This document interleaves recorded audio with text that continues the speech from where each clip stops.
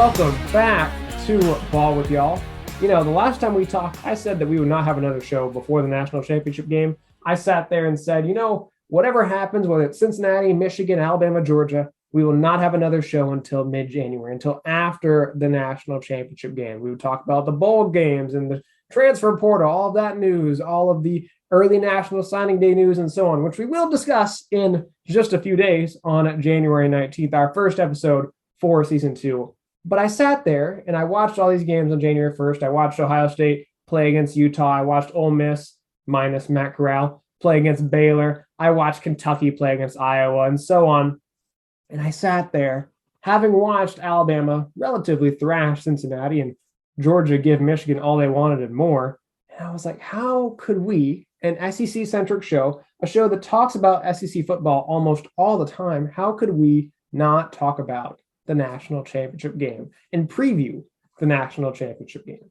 So here we are, and we're going to do that right now. So glad to have you here for, I would say it's kind of like a bonus episode for season 1. We will have our season 2 premiere in just a few, I guess about 10 days or so.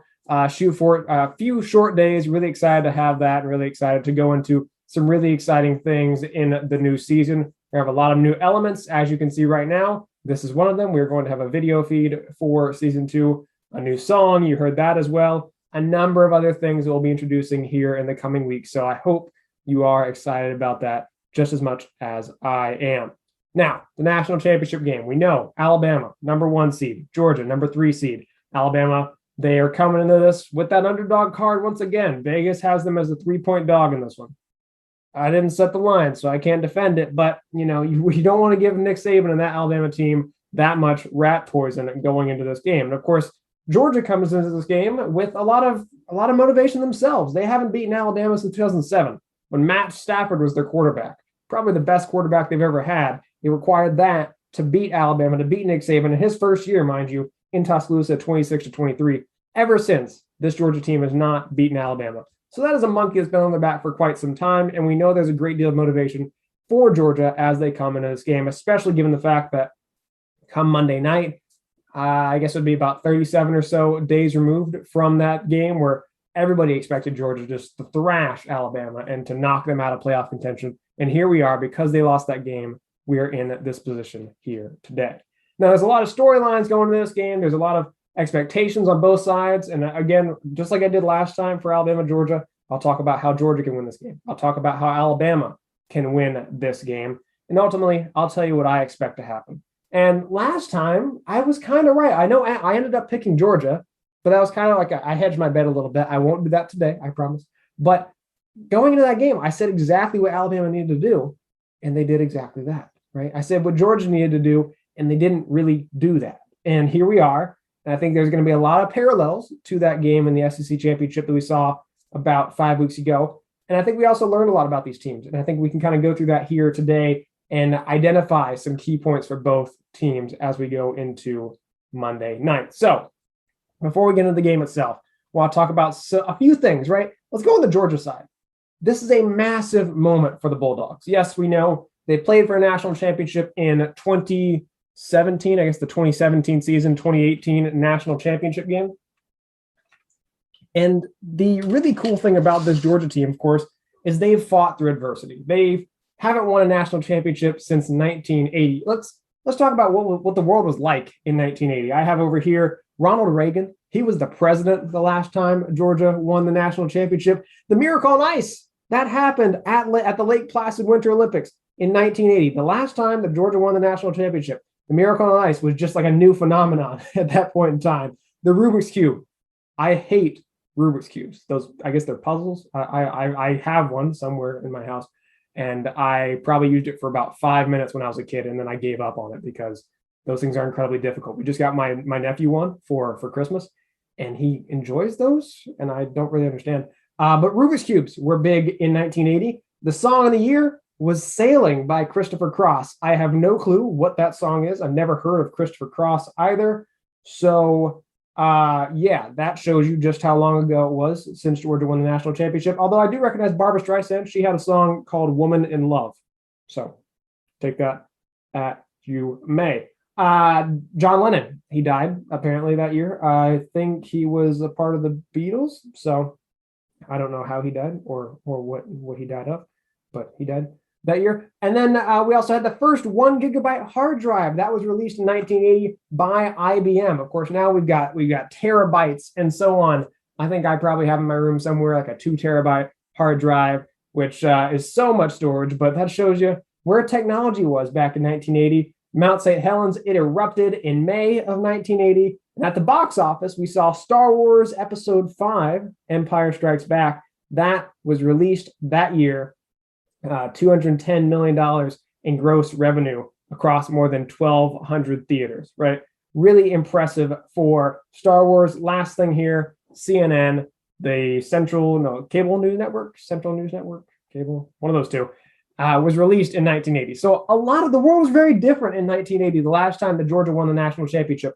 And they could have done it in 2018, January 2018. You all know it. I don't have to tell you what happened, but I'm going to because it brings me a lot of joy. Of course, Georgia goes in there, 13-0 lead going into the halftime. I believe Kendrick Lamar was the halftime performer, goes out there, does his little song and dance thing.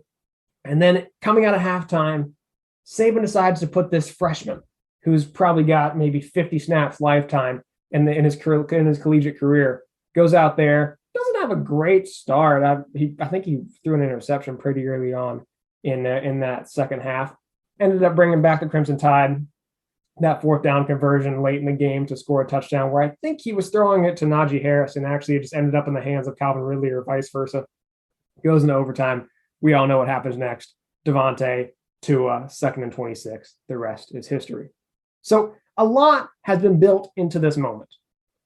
Georgia thought they could do it last year. They didn't.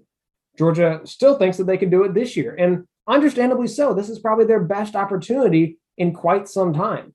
I would say maybe the 2012 season where they were playing for the SEC championship game, and whoever would have won that game would have played Notre Dame in the national championship game come January 6th or so, January 7th, somewhere in that neighborhood. They've had opportunities, and this could be their best opportunity. And to that point, I would say if Georgia doesn't get it done this year, when will they get it done? You know, they've had so many opportunities and they just can't get over the hump. And especially when you have a guy like Kirby Smart as your head coach, you cannot forego these opportunities. And if I'm a Georgia fan, I don't really want to wait until Nick Saban retires. So at some point, you got to beat this guy. And this might be your best opportunity to do exactly that. So let's get into what's happening on the Alabama side. I don't know if you've been familiar with this. There's this movement on social media right now. It's called the Crimson Crane movement. So, of course, you're familiar, the touchdown celebration that John Mechie and Jameson Williams and some other folks on the Crimson Tide have introduced this year where they do the whole crane thing. You can't see my legs, but I think I got my leg lifted up.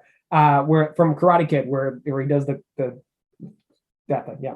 Hopefully you're on YouTube watching this, because if you're not, then this wouldn't make any sense at all. So that's a great plug. Please watch this on YouTube if you have the chance. You know, also listen to us on Spotify and Apple Podcasts and so on. But if you want the video feed, if you want the full effect, join us on YouTube. I believe we're Ball with Y'all or Ball with Y'all Podcast, one of the two of those. We'll make sure to include the link in the description as well. But they do the Crimson Crane after they score a touchdown, right? And then when John Mechie went down with an injury in the Cincinnati game, when the players scored, they did the Crimson Crane, and then they held up the 8 fingers, or 4-on-4 on both sides, to represent John Mechie. And so now Apple just released this new update, right? iOS 15. And every single time you get a new update, you're like, okay, I guess I'll go ahead and update and see what happens. And as part of that update, there were some new emojis. And one of the new emojis was a karate. I'm going to screw up the word. I don't know what the word is, but it's like one of those karate jackets, the white ones, right? Where they put on the karate thing. Yeah. I should really look up that word. I'm going to do it right now. But anyway, so the karate jacket, right? So it's one of those things. And Alabama Twitter jumped all over it.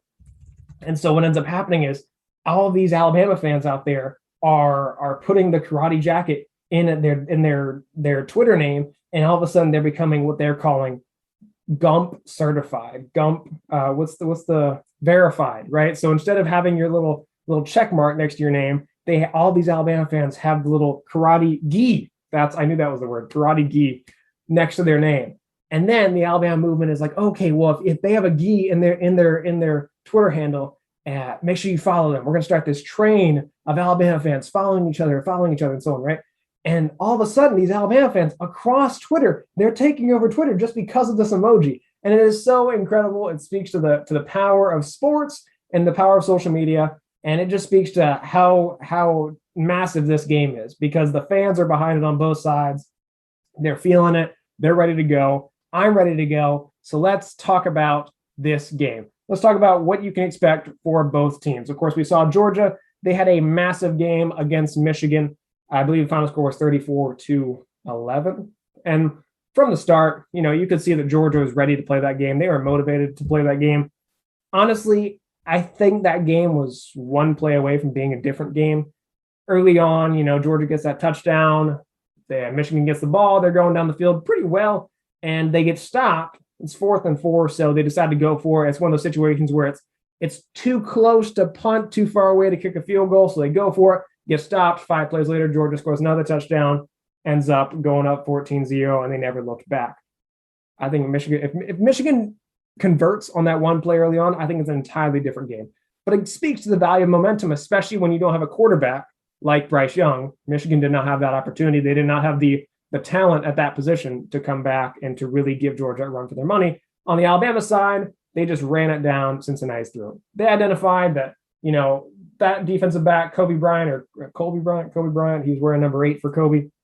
And then Ahmad Garner, or whatever his name was, on the other side, the two defensive backs, they identified, they're gonna give us a lot of problems. We're not gonna even try to throw at them, right? Jamison Williams didn't really have a great game because they had so many great defensive backs, and Alabama's like, we're not even gonna try. We don't even have to worry about it. They were, in my opinion, they were more afraid of Cincinnati defensive backs than they were Georgia's defensive backs when they played in the SEC championship game. Understandably so, because Cincinnati's pass defense has been incredible this year, and Georgia's has been pretty bad, if you think about it, in the situations where they've had to face a strong passing attack. When Hendon Hooker played against them, he did pretty well for Tennessee. We already know what Bryce Young did. And honestly, if things had not gotten off the rails in the Florida game, I think Florida probably could have done some great things in the passing game as well. So it speaks to what we're seeing right now. Alabama did not have to show a whole lot in that game against Cincinnati. They just ran the ball and said, we're just going to try to get out of this game and play as injury-free as possible, which there's some other headlines there as well we'll get into. On the Georgia side, you could tell they were motivated. You could tell they were also playing for their playoff lives. Obviously, you're always playing for your playoff lives. But in that situation, they couldn't play around anymore like they did in the first game against Alabama, where I think they probably took it a little bit less seriously. They knew they were still going to get in the playoff. So I think they kind of took their foot off the gas in the first game, but they were full speed ahead against Michigan down in Miami on New Year's Eve. So how does Georgia win this game, right? We'll start with Georgia, and then we'll go to Alabama, and then I'll tell you exactly what I think will happen. Georgia, defensively, they have to make Bryce Young uncomfortable, right? And they have to get home in that process as well. You heard it on the broadcast for the Cotton Bowl, where they talked about how Cincinnati was making Bryce Young uncomfortable. He looked uncomfortable. He looked frazzled, right?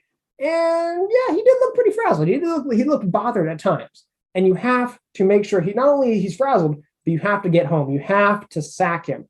There's only been one game this year where Georgia did not record a single sack. That was the SEC championship game on December 4th. Georgia did not record a single sack in that game, and that speaks to what happened. There was never a point where they got to Bryce Young, put Alabama behind the change, put Alabama behind the sticks, and really force them into a situation where they had to do something they didn't want to do.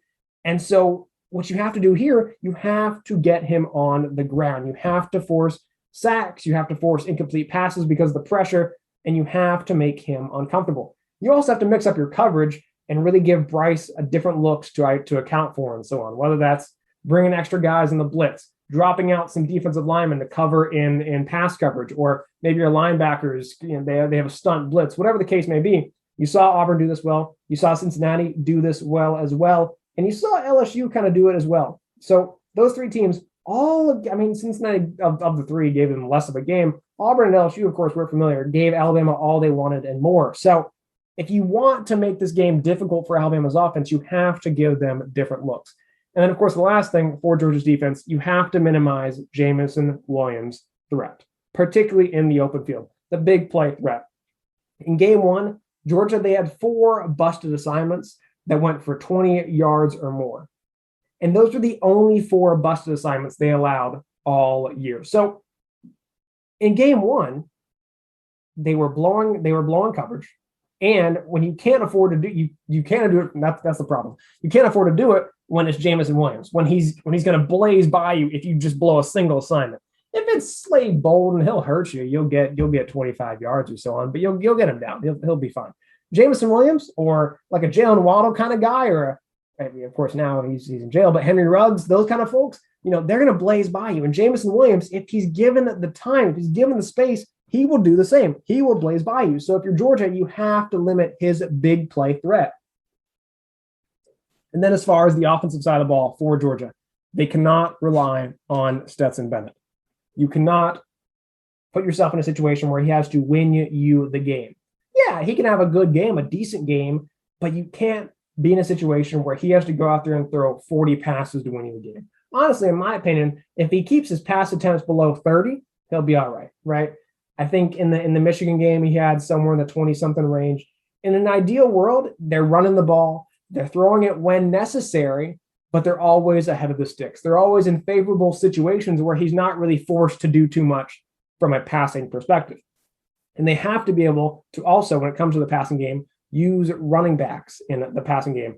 I've thought about before was that James Cook and some other folks, where this has hurt Alabama in the past, particularly in the 2020 game in the regular season, where they are putting the running backs on wheel routes or whatever else, and it's forcing the linebackers to cover in the open field. And it's difficult for a guy like Christian Harris for Alabama, or for Will Anderson or whoever else, to cover in the open field. So if you want to really stretch Alabama's defense, you have to use your running backs in the passing game. On top of that, Brock Bowers, we saw him hurt Alabama pretty extensively in the first matchup in the SEC championship game, tight end for Georgia. You have to use him early and often, right? He has done incredible things for that team this year, and he's only a freshman. He is a matchup nightmare against a linebacker or a free safety or a defensive back, whoever. He's going to give whoever a problem. And unless you're going to double him, which then at that point, somebody else is open. So you have to use Brock Bowers early and often. And on top of that, George Pickens, of course, he was out for most of the year. He tore his ACL, I believe, in spring practice. He's back now. He didn't do too much in the SEC championship game. He looked pretty physical in the game against Michigan only a few days ago, but you're going to need a lot more from him if you really want to stretch Alabama's defense. Yes, Alabama's defensive backs, they're good, right? JaQuincy McKinstry, great. The safeties, Jordan Battle and DeMarco Helms, they're great. They're incredible players. But there's, it's one of those situations where they play press coverage, and if you need a guy who could beat the other guy, right? I think of guys like for Auburn, there was a guy, I'm forgetting the names, but historically, what you need to do if you want to beat Alabama, you have to have a guy who will go up and get the ball, right? A Jabbar Chase for LSU in 2019, or Justin Jefferson, the guy who's playing for the Vikings right now. These bigger guys who can go out there and beat these defensive backs one-on-one, right? And there's not a whole lot of space to throw that ball, so it goes back to Stetson Bennett having to place the ball in the right position and not making him do it too often either. Now, as far as Alabama, offensively, they have to find success with a healthy Brian Robinson Jr., right? In the first game, he did well running the ball for Alabama, but he was a little hampered by, I believe, a hamstring injury or something along those lines. So he's got to do what he doesn't need to replicate what he did against Cincinnati. That was an all-time performance, a bowl record performance for the Crimson Tide when it comes to the running game, but he needs to do well, right? I would say maybe 60 yards, 70 yards for Brian Robinson will be a massive win in this game for Alabama. If you can set up the run game, make Georgia think about the run game, and then all of a sudden hit a play action pass over the top with Jamison Williams or whoever else, Ja'Cory Brooks, that would be a massive success for the Crimson Tide. The offensive line, a massive point for the Alabama Crimson Tide as well. First off, will they be at full strength? Right? We saw Emil Ekiyor go out, I believe, with a shoulder injury. Late in the game, Chris Owens, I believe he's the right guard or the right tackle, he went out with an injury as well. And there really hasn't been a lot that we've heard about on that front at this point in time. So if Ekiyor can't go, and if Chris Owens can't go, who fills in those spots, and how well can they protect Bryce Young? Now, whether they're at full strength or not, they have to keep Bryce upright. I said this earlier when I was talking about how Georgia wins this game. They have to get Bryce on the ground. It's not realistic for Alabama to say we're not going to allow a single sack again. They're probably going to sack Bryce Young at least once in this game. But if you're the offensive line, you have to minimize Georgia's impact when it comes to that defensive line coming after your quarterback. You have to keep him upright to ensure success in this game. You also need to scheme Jameson Williams into open space, right? They did this pretty well in the first game. Cincinnati locked it down about a week ago. Jameson Williams didn't have a whole lot of room, right? And Georgia's going to make Jameson Williams a focal point, especially without John Mechie. So you have to scheme Jameson Williams into space. You have to design plays. Bill O'Brien's probably doing it right now, designing plays to make sure that Jameson Williams has the time and the space to make big plays on Monday. On top of that, they need complementary performances from Slade Bolden and Ja'Cory Brooks and Cameron Latu and Jaleel Billingsley, all those folks, the other freshman receivers as well, I believe JoJo Earl and so on. They need someone to fill the gap of John Mechie. He tore his ACL in the first game against Georgia. He's an all-time player for the Crimson Tide. He's not great, but he's good. He's serviceable. He's great in the red zone. And now they don't have him. Now he's on the sideline, right? And still, he's a great source of leadership and so on, but you don't have him on the field. And he is a massive piece for that Crimson Tide throughout the year. He had been a massive piece for them. So who's going to fill that gap? In game one, it was a little bit of Slade Bowen and a little bit of Cameron Latu. And it really just comes down to who will Bryce Young trust most if he can't get the ball to Jameson Williams in the short field. Jameson Williams does better when he's got a lot of room to run. But if it's a situation where you need 5 yards and you can't go to John Mechie, who are you going to go to? My opinion, probably Slade Bolden or maybe even a Cameron Latu. But who is it going to be? In the Auburn game, late in the game, it was Jaleel Billingsley, someone that we hadn't really seen do a whole lot throughout the season. So that will be an interesting thing for the Alabama offense. Who do you use to fill the gap of John Mechie? Because you could afford to kind of dance around it against Cincinnati. You didn't really do a whole lot there because you didn't have to. But in this game, you have to stretch the field and you have to do what you can to really find the gaps in the Georgia defense and also fill that gap of losing John Mechie. Defensively, the front seven for the Crimson Tide, they have to have continued success against the Georgia run game. We saw them do pretty well in the first game. We saw them really bottle it up against Cincinnati as well. You look at all the strong running teams that they played this year. Florida really tore them up, but they still beat them, right, which was great. Ole Miss shut it down pretty easily. Arkansas shut it down pretty easily. Alabama has a great front seven, and they've done well this year when it comes to stopping the run game. So they have to continue to do that. As far as Dallas Turner, DJ Dale, Will Anderson, and so on, they have to get to Stetson Bennett, and they have to make him uncomfortable and force him into mistakes, right? Stetson Bennett, he is not exactly the most wise quarterback. Obviously, he was a walk-on for a reason, right? He's not the smartest guy out there when it comes to being on the football field. So he can make mistakes. He did it in the Michigan game too. He made some mistakes that Michigan just didn't take advantage of. And in fact, in the SEC championship game, I know Alabama had 2 interceptions and they forced a turnover downs early in the third quarter as well, but they probably could have had more interceptions and they just didn't take advantage of them. You have to force him into mistakes, and you also have to minimize his ability to scramble. You have to contain him in that pocket. You cannot allow him to scramble out and get 6 yards and another first down or whatever else. That's the thing about Stetson Bennett.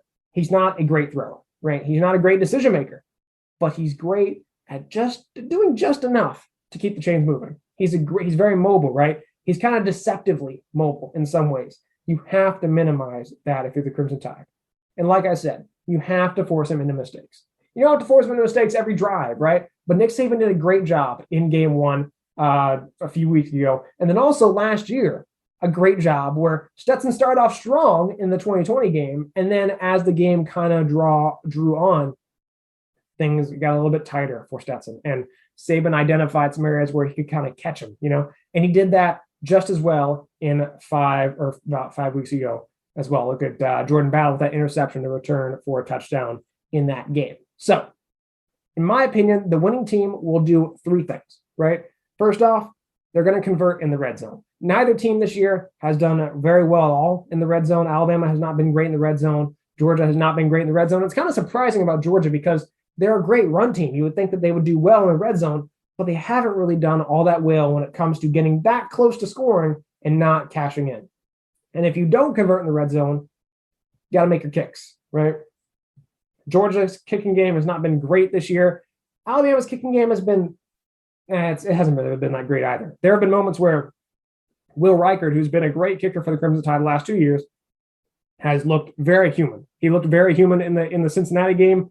I watched that game wondering who he was, right? And I know there's issues with the holder, right? James Burnup is the holder now. At one point in time, it was Bear Bryant's great grandson, Paul Tyson. He got benched because of the whole situation in the Auburn game where he screwed it up. So whatever the case may be, you got to make your kicks if you're not going to convert into touchdown scoring plays. And lastly, you got to force the other team to play your game. We know Georgia wants to grind the game away. They want to run the ball, and they want to play great defense. They probably wouldn't be opposed to punting. They would think, honestly, a punting drive, a drive where you end up punting, is probably a good drive if you're playing the game like Georgia wants you to play the game. Whereas Alabama wants to go. They want to score. They want to make this a high-scoring affair. They want to put Georgia in a position where they have to put up 30 points, 40 points. And that's exactly what they did on December 4th. That's exactly what they did a year ago when the final score was also 41-24. Alabama wants to make this a shootout by all counts. So what will happen, right? I think Georgia will play better defensively. I think that they learned a lot since December 4th. I think they've been watching film. I think they know some of Bryce's tendencies. I think they know that he doesn't do all that well against cover one defense, right? There's some other things out there where his percentage drops about 30 percentage points if he's pressured, understandably so. I think they know these things, and I think that they will still do enough to make this a really interesting game. But I think Bryce will still have a big game. And why is that? Well, either way you slice it, you're going to need Bryce, right? If Alabama wins, I don't think it's going to be all that close. I think if Georgia wins, it would be close. But I don't really think if Alabama wins, it'll be close. I think you look at, historically speaking, none of the games where Alabama really, won under this offense was it significantly close. The only one, again, was the national championship game in 2017, 2018. But Jalen Hurts is not the quarterback that Bryce Young is, right? Tua at that point in time wasn't the quarterback that Bryce Young is right now. So if Alabama wins, it'll be a high-scoring game, and that involves a lot of Bryce Young, I imagine, right? And if Alabama's trailing at any point, you know that Bill O'Brien and Nick Saban are saying, okay, Bryce, go ahead, get us back in this game, which involves a lot of Bryce as well. So I think I saw a prop out there saying over under 313.5 passing yards. I would definitely go the over on that. The other thing is the first quarter, it will matter, but I'm not really sure how much in this game it will matter. Because, you look at the Georgia-Michigan game, like I said, that play early on in the game, I feel like that kind of decided the game. If Michigan had converted, I think it would have been a different game. But in the last 4 times Alabama's played Georgia, right, the last 240 minutes of football, Georgia has led for 71% of those minutes. 71% of the last 4 games, Georgia has led against Alabama, and they've lost all 4. They've blown leads in all 4 games. So you would think an early start, a good start, getting ahead early would matter. But I don't know if it's going to matter in this game. But I do think that momentum will be huge, particularly if Alabama gets an early lead. If Alabama gets an early lead, I don't think that Georgia has enough to come back. So if you're Georgia, don't get comfortable if you're up 10-0. We've seen it before. Don't be comfortable if you're up 13-0 going to halftime. I wouldn't really be comfortable if I'm a Georgia fan until the clock gets down to 0 in the fourth quarter and I still have the lead, because that's just how quickly this Alabama team can flip the switch. We saw in the Iron Bowl. Alabama was down, 1.5 minutes to go. All hope looked lost. Alabama's offense looked like a deer in headlights. And then all of a sudden, Bryce Young had the performance of his lifetime to get himself a Heisman and win that game. So if you're Georgia, you have to be consistent to win this game. You have to be prepared that Alabama's going to throw everything that they can at you from an offensive standpoint to try to win this game. And then it comes down to, what are you going to do to try to minimize that impact? So like I said, the spread right now is around 3 points in favor of Georgia. The over-under is sitting at 52.5. When you have 2 great teams, the one with the Heisman quarterback tends to be the better bet. Now, I know last time I said Bryce and the Crimson Tide would lose. And I said they would still make the playoff. I said they would lose to Georgia. But I said that they could still win. And I said exactly how that would happen, right? And that's pretty much what happened. They did exactly what we all kind of thought they would do if they were going to win that game. And that's what they did, right? I just laid out how both teams can win this game. Georgia, play great defense, minimize Stetson's impact on the game, minimize what he has to do from an offensive standpoint. Alabama, just go out there and play like you've played for the last 2 or 3 games, right? Not really the third game because that Auburn game wasn't that great. But from an offensive standpoint, go out there and play like you did against Arkansas. Play like you did against Texas A&M. Play like you did against Georgia, where you put up a lot of points. Against Miami, where you put up a lot of points. You have to be impressive offensively and do just enough defensively. You don't have to really worry about Georgia's offense, but if Georgia does enough offensively and stops you defensively, the game's over. So you have to do enough to keep Stetson Bennett uncomfortable and force him into mistakes. So all that said, I will take the Crimson Tide. I will take the Heisman Trophy quarterback. I will take Brian Robinson Jr. I will take Nick Saban. I will not bet against Nick Saban in a national championship game. I know he's lost a couple, but I'm not going to bet against him here. He's not playing Clemson. He's not playing Dabo Swinney, so I'm not going to bet against him. I don't think he's lost a national championship game against a team not named Clemson. So I'll take him here. I'll take the Crimson Tide, 38-20 over the Bulldogs. I'll say the Georgia curse continues, and they once again go into the offseason wondering when they'll win another national championship. So that ends it for our preview episode for the national championship game. Be sure to join us on January 19th for our season 2 premiere and enjoy the national championship game. And thanks as always for allowing us to talk some ball with you.